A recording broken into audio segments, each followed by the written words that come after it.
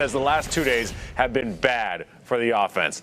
But here's the good news. It was much better today. Although there was one moment at the end of camp, not seen here. Weird, the Panthers didn't get pushed out that video. Wasn't so good. Troy Pride Jr., the corner, tackled Robbie Anderson out of bounds, which led to Robbie getting up and taking a swipe at Pride. So then Anderson had to run. Naughty boy. This is the stuff that happens in training camp everywhere. But it's also the stuff that can't happen if you're the Panthers. Remember, DBO, we're going to talk about that in just a little bit. What the heck does that mean? Don't beat ourselves. Here's Matt Rhule on that. Every fight's different, you know, but obviously we want to be a disciplined team. So my point was, if someone does something to you and you feel like you need to turn around and fight, that's a decision you're making.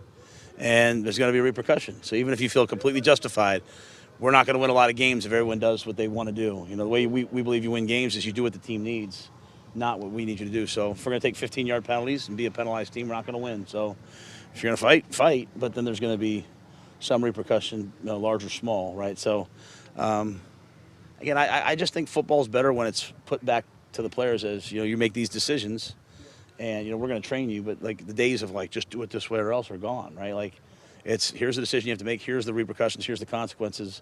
Every decision we make as a coach, player, either affects winning or causes losing. So penalties, as we learned last year, cause losing for us. And so we want to eliminate them.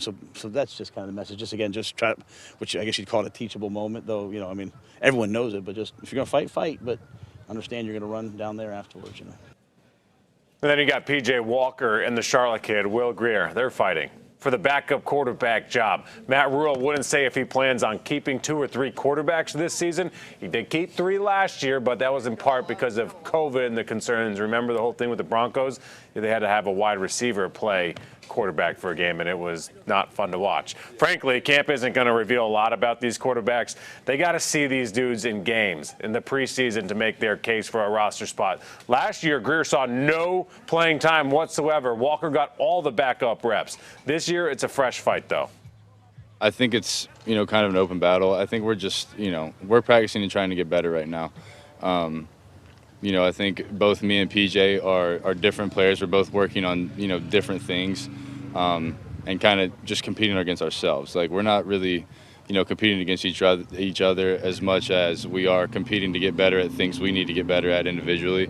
And when it comes down to it, that's not me or PJ's decision. You'll see GRIER, Darnold, Horn, McCaffrey, Robbie, DJ, Burns, the entire bunch this Friday, as in just a couple days from now when the Panthers come home for FanFest.